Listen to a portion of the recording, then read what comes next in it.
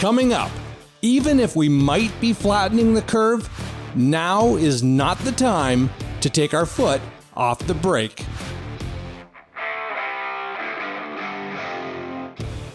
You're listening to Brent's 2 Cents, the semi-serious thoughts of a guy in Belize. And now here's the host of this podcast from somewhere in Belize City, Brent Toombs. Hey, welcome to the podcast for the week of January the 25th. Well, the big news recently is that it seems there may be some good news regarding Belize's COVID-19 situation. When you look at the statistics for this month compared to last, there appears to be reasons for optimism that we might be flattening the curve. In December, Belize was averaging about 100 new infections every day. To date in January, we are reporting around 40 cases per day, and that number is trending lower in the last couple of weeks. The positivity rate for tests in December was generally between 25 to 40% daily, while in January, we've actually had a few days where the positivity rate has been in the single digits.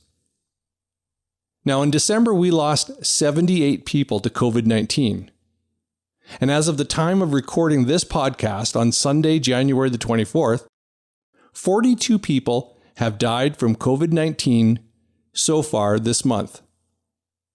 And that's a number that can't be ignored, no matter how anxious people are to think that we are getting this virus under control. We are still losing an average of 2 people per day to this disease. But overall, the picture looks a bit more optimistic than it did 1 month ago. And already, the public is agitating for a relaxation of the COVID-19 containment regulations. Both the Prime Minister and Minister of Home Affairs have indicated that a new statutory instrument is expected to take effect on February 1st and will deliver exactly that. And I think that will be a massive mistake. First, I don't believe the situation has improved as much as the daily infographics suggest. Now, I'm not going to wander into the realm of conspiracy theories and tell you that the Ministry of Health and Wellness is putting out bogus numbers to make GOB look good. There are too many dedicated scientists in the chain, and if the ministry was cooking the books, someone would be blowing the whistle. But I do find it remarkable how much less testing is being done this month compared to last, especially after the government went to such great lengths to boast about increasing testing capacity and including the results from rapid tests conducted at private facilities. With all that, you would think the number of tests being conducted daily would be at an all-time high. But for reasons that have yet to be explained, the daily number of tests in January is averaging less than half of what was being conducted in December. Last month, the average number of tests conducted every single day was around 700. So far this month, that number is less than 350. And as a former American president once suggested, if we did half the testing, we'd have half the number of cases. So less people are being tested, and less positive cases are being recorded. But what can't be denied is that the positivity rate for those people who do get tested has dropped of late.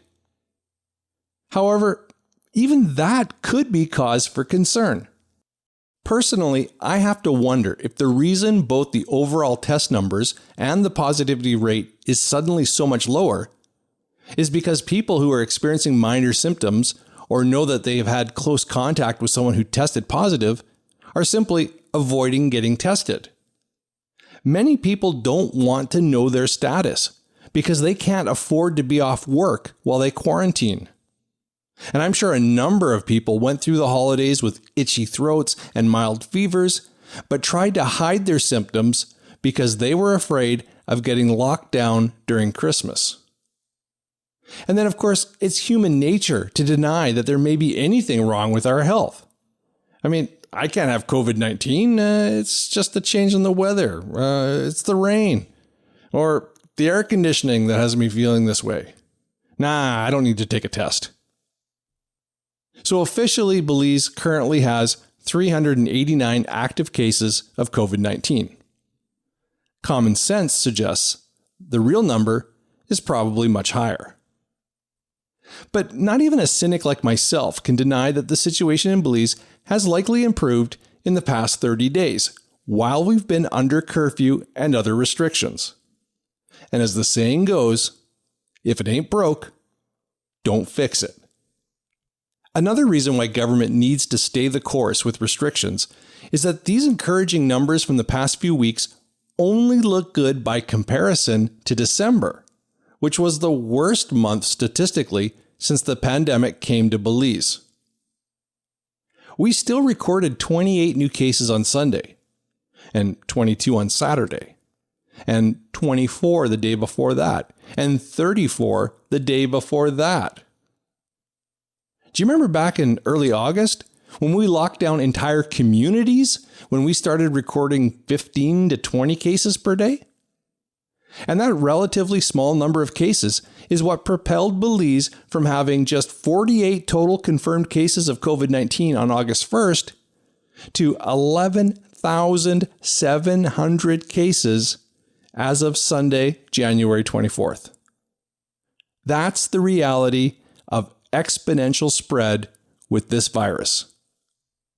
So no one should be suggesting that the situation is under control until we start seeing several weeks with no new cases reported. And to quote the previous Attorney General, we are not there yet. But the calls to lift the curfew and open up churches and bars and gyms is beginning to grow louder. People are becoming impatient. And I really don't blame them because authorities are doing a terrible job of communicating with the public about what's going on. Say what you want about the previous administration, but one thing they got right was communication when it came to the battle against COVID-19. At least 2 to 3 times per week, we got live briefings with question and answer sessions about the situation. The Attorney General broke down all the regulations so there could be no misunderstanding about what was or was not allowed. And most importantly, Director of Health Services, Dr. Marvin Manzanero, continuously explained what the data they collected meant and the rationale behind various policies. You can't drop an SI on people and then just leave them to figure it out for themselves, or change your testing methodology and not explain what these new statistics actually represent. When you create an information vacuum, people will fill that void with their own version of the truth, one that suits their biases or desires. And that's the biggest reason I have for why government should not ease up on restrictions yet.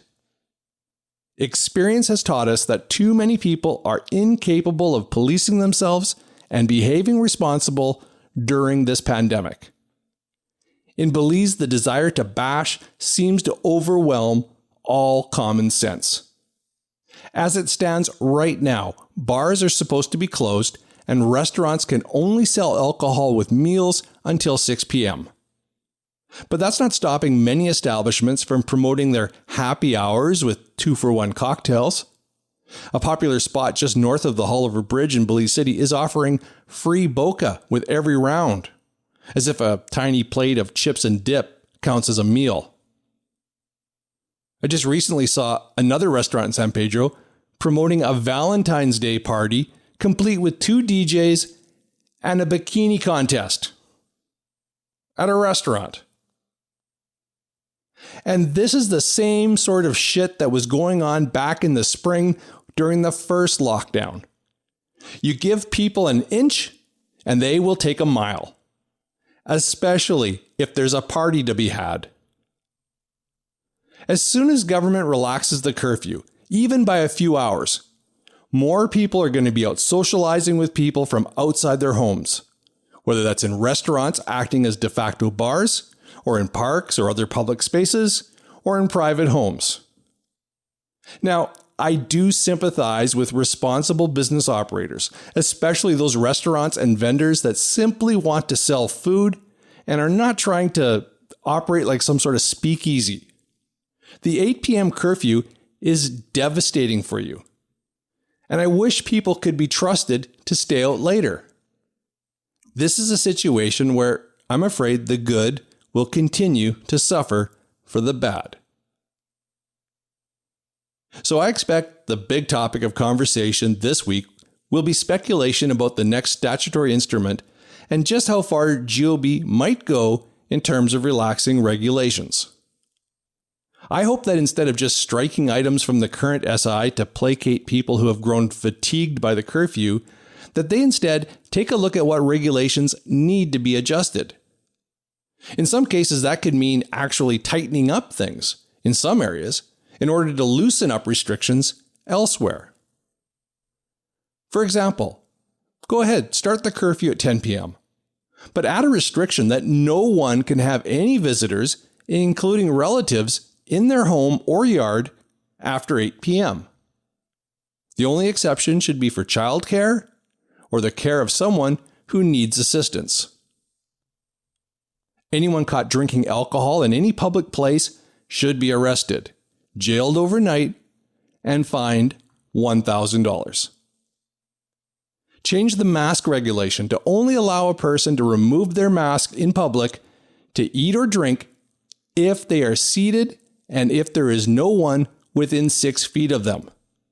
So say goodbye to the walking maskless while eating chicken wings exemption. I think restaurants should be allowed to remain open until 9 p.m.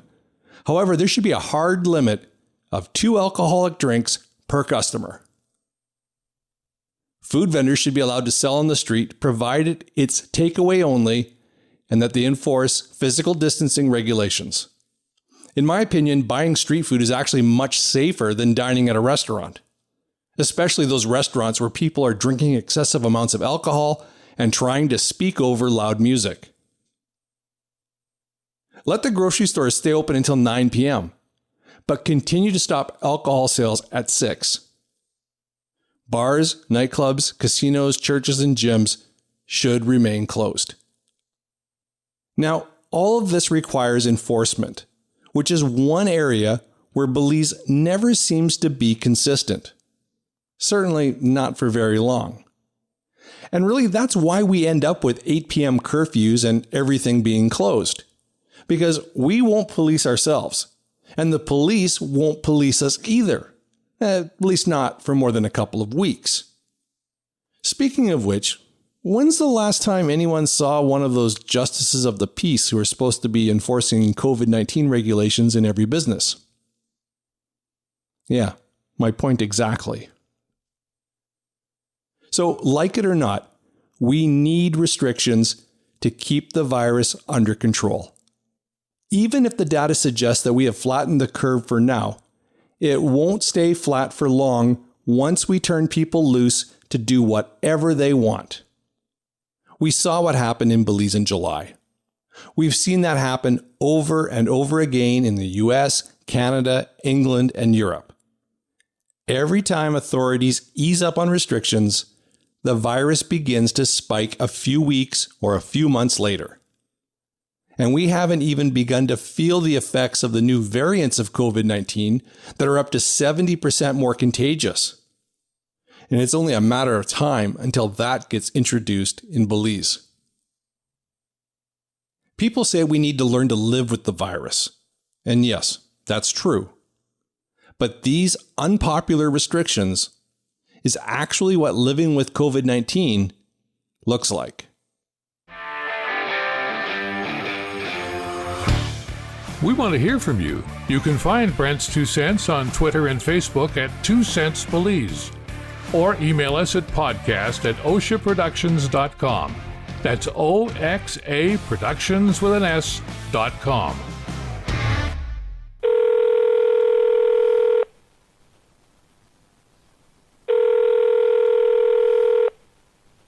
Your call has been forwarded to an automatic voice message system. Hi, this is Brent. Thanks for calling the Your 2 Cents hotline. Please leave a message about anything you want to talk about after the beep. Hey Brent, so regarding your question that you had on social media with how do we feel about commercializing weed or marijuana? For one, I think it is a great idea for Belize to help boost the economy. However, I think there is the right and there is a right and a wrong way that, given our history in Belize, or the history of leadership in Belize, that it could go the wrong way. The right way, I think, is to make sure that we lift communities that are already impoverished or disenfranchised, or already looking at probably the same communities that have been affected by gang and drug territories, and seeing how they can change their lives around and put them on a path where they can legitimize themselves and their business and contribute to the economy. So obviously the incorrect or the wrong way of going about this is if government continues down the path of nepotism and cronyism, where they continue to line the pockets of their friends and families with money. Government needs to find a way to give access to affected communities and family members, those who have been affected by gang war and territory war and drug dispute or territorial war. Give them access to land, to agricultural land. Give them access to opportunities to build businesses, maybe like a marijuana cafe or weed cafe or what have you. And have them uplift themselves, creating opportunities for themselves, for their community, creating jobs for those that are around them, having them paying their taxes on something that can be legalized. Until the government can commit to doing that, then yes. If they cannot commit to doing that, then we will have or continue to have friends of government, of politicians, or outsiders, foreigners coming in, reaping the abundant resources of Belize and taking it away or out of the country. With regards to the curfew, I think it is a load of it's bullshit, to be very honest. And I sympathize, honestly I do, with everybody who has lost somebody to COVID-19. But we have to look at a balance here. I think at this point, COVID-19 is not going to go anywhere. It is going to be a personal responsibility for every business owner, every individual, every citizen to take care of themselves, every customer. We just have to take care of ourselves, you know. Closing down bars is already a plus, you know, but locking down businesses so damn early puts a strain, especially when there is government, and we've heard it from Dolores at the end of the financial year, they will not be able to assist after March 31st. If that is the case, I want to be able to take care of myself and my own first, by providing for them, you know, the best way I know how. And so when I am crippled, or when business is crippled, you know, you have to work sometimes 3 or 4 or 5 times harder to make the same amount of money that you've been making pre-COVID. And so if there is no assistance for people, then why curfew? Hey Brent, Spencer here, man. I am so glad. I'm so blessed to be a part of this whole thing. Like, I'm so excited just to know you. Keep preaching the truth, brother, because this is all there is, the truth, you know. It doesn't matter if you're in Belize, Canada, United States, it doesn't matter. We are all the same people.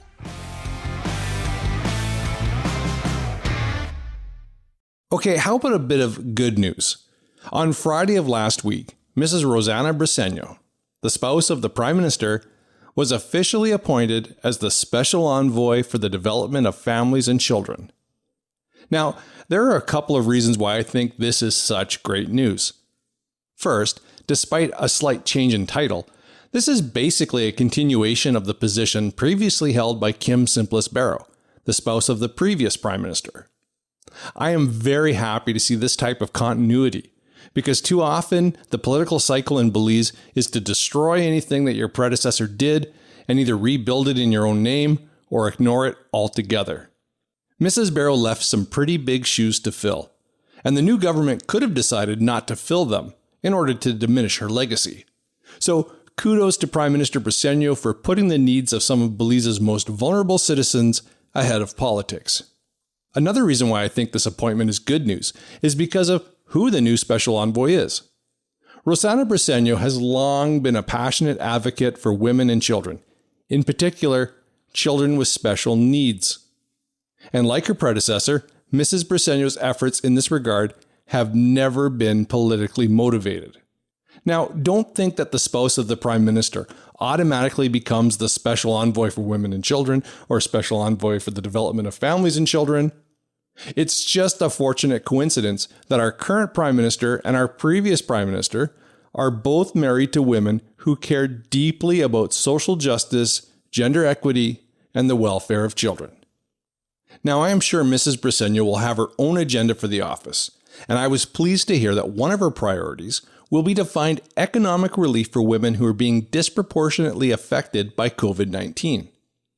But she also pledged to strengthen those institutions that were put in place by the previous Special Envoy, such as the Inspiration Center and the Neonatal and Pediatric Intensive Care Unit at the Carl Huchner Memorial Hospital. So congratulations, Mrs. Briceno, and thank you for taking on the burden of this very needed role to help make Belize a better society for everyone. And that's some good news.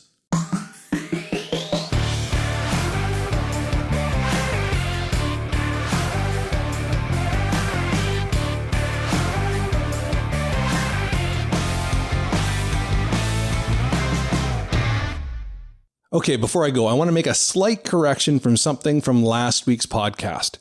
On that episode, I spoke about how Belize's foreign cannabis consultant, Alex Lavin, and his company, Growth Industries, are from Rhode Island, where recreational marijuana is still illegal.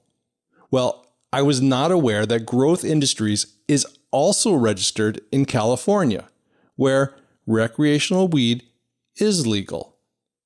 Now, speaking of the weed issue, Minister of Home Affairs and New Growth Industries, Kareem Musa, will be hosting a virtual town hall meeting with Alex Lavin on Wednesday, January 27th at 7 p.m. via Zoom. However, you need to register for this meeting and submit any questions you might have before noon on Tuesday. I'll put a link for that in the notes for this episode. I also want to give a shout out to Glenn Tillett for the article he posted over the weekend about the current COVID situation and the call from some quarters to relax restrictions. I've included a link to that in the show notes as well. It was a great read as I was preparing my own notes for this podcast, especially as Glenn had already compiled the statistics for December and January. So, Glenn, thank you for that. Remember, you can be part of the podcast movement in Belize by sharing this show with at least one person who otherwise may not know about it. And don't forget to subscribe to Brent's 2 Cents on your favorite podcast app so you never miss an episode. You can contact me anytime on Facebook, Twitter, or Instagram at 2 Cents Belize. And from time to time, I put stuff on TikTok, so give me a follow there as well. If you want to support this podcast financially, you'll find a link to buy me a coffee in the description for the show. A coffee only costs $3 US or 6 Belize, but your donations really help because even though listening to podcasts is free, there are real costs to produce, host, and market a podcast. So just a few dollars from a few listeners like you goes a long way to keep me motivated to keep putting out this labor of love.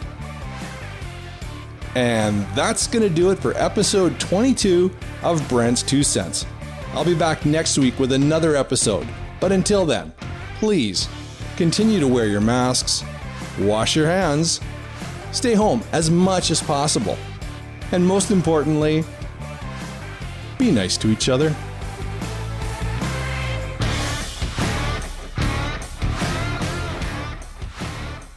Brent's 2 Cents is a presentation of OSHA Productions, Belize's affordable professional video production company.